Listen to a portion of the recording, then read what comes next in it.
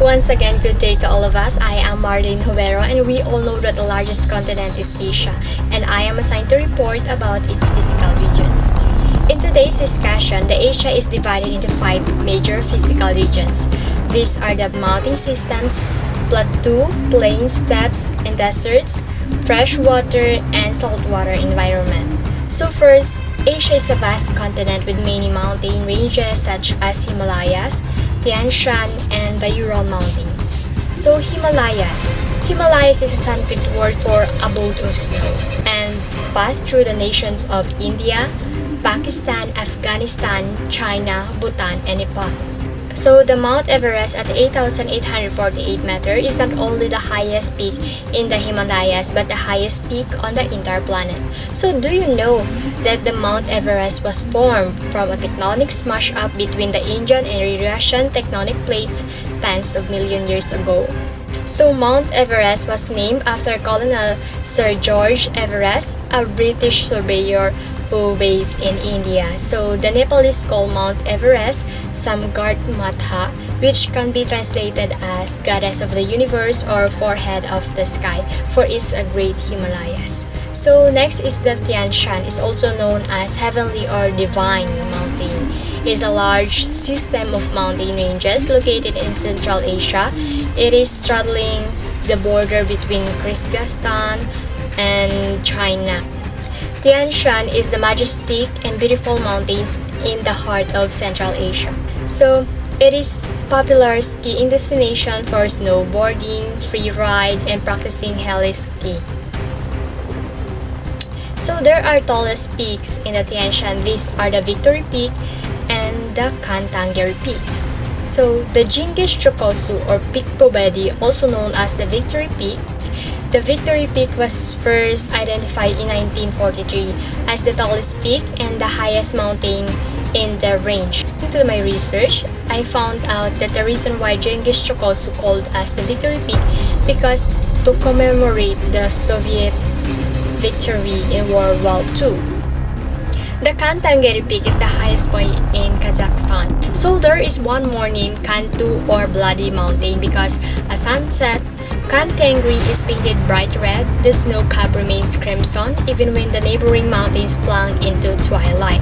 As part of the Kantangiri rock, there is a pink marble. It gives an effect of sunset rivers with the terrain sparkling and flow down the slope. The next one we have the Ural Mountain. It is also among the world's oldest mountains, age range from 250 to 300 million years old. The Ural Mountains are among the richest in minerals in the world and have been mined for hundreds of years. So they provide gold, iron, silver, gold, platinum, lead, salt, aluminum, magnesium, diamonds, and a wide range of other gemstones. So the highest point of the mountains is the peak of the Mount Narodnaya, which stands at 1,894 meters. So let's proceed to the plateau. Plateau is a flat, elevated and landform that rises sharply above the surrounding area on at least one side. So in Asia, there are three famous plateaus. First is the Iranian plateau, which covers most of the Iran, Afghanistan, and Pakistan. So the Iranian plateau has the highest mountain peak, which is Devadant. Do you know that the Mount Devadant is one of the most iconic places in Iran?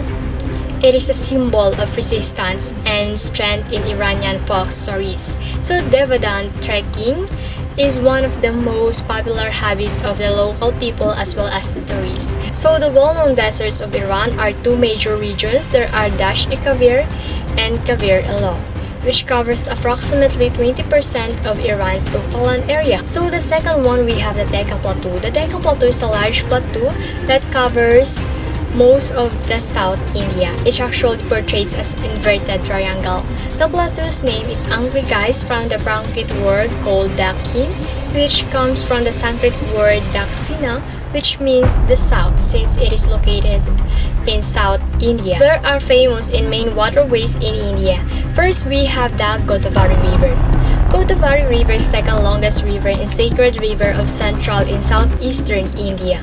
one of the main waterways of India, but the upper reaches of Godavari are dry in winter and spring season. So why is it Godavari River called as a sacred river?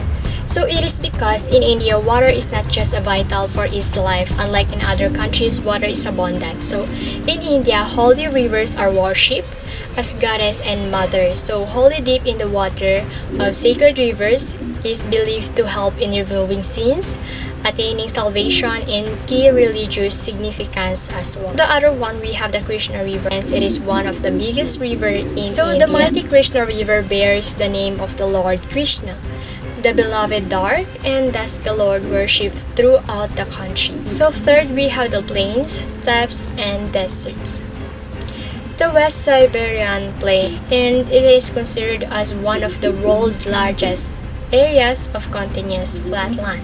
The other one, we have the deserts systems, is the Rab al Khali.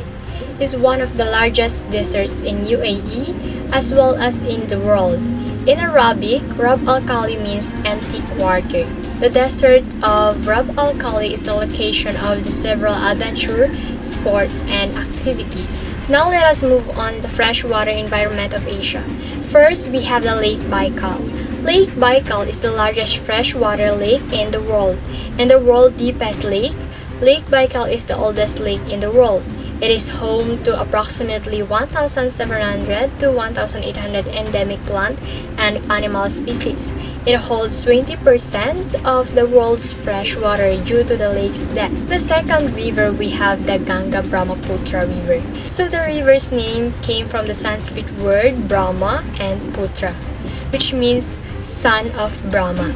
So during springtime, the river overflows due to the melting of snow from the Himalayas, which makes it prone to flooding. The other one, we have the Indus River. The Indus River flows through Pakistan, Jammu and Kashmir, and western Tibet to finally meet the Arabian Sea.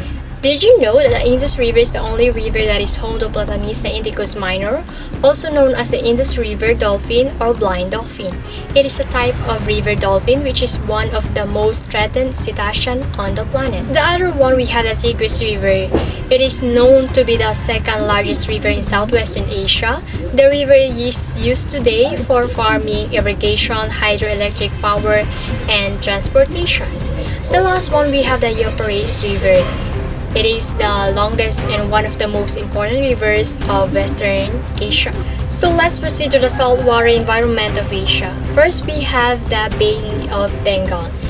The bay is home to dozens of marine mammals, including the bottlenose dolphin, spinner dolphin, spotted dolphin, and bryce whale. And there is also a sea snake in the Bay of Bengal called the Carelia jordani. The other one, we have the Persian Gulf. The Persian Gulf is located between Iran and the Arabian Peninsula. Anyway, there is a lot of flora and fauna in Asia, but some of them I will tackle to you. First, we have the terrestrial flora of China. Did you know that China is known as the Mother of Gardens? That the country is home to some 31,000 native plant species. Gardens throughout the world today showcases flowering plants like rhododendrons, forsythias, magnolias, camellias, primroses, viburnums, and many others such as fruit trees, as peaches and oranges that actually originated in China. There are also aquatic flora and fauna in Asia like Lake Baikal. The aquatic fauna of Lake Baikal including the sponge reefs with 255 species of shrimp, like spyfods, and 147 species of snail, and 80 species of flatworm and others.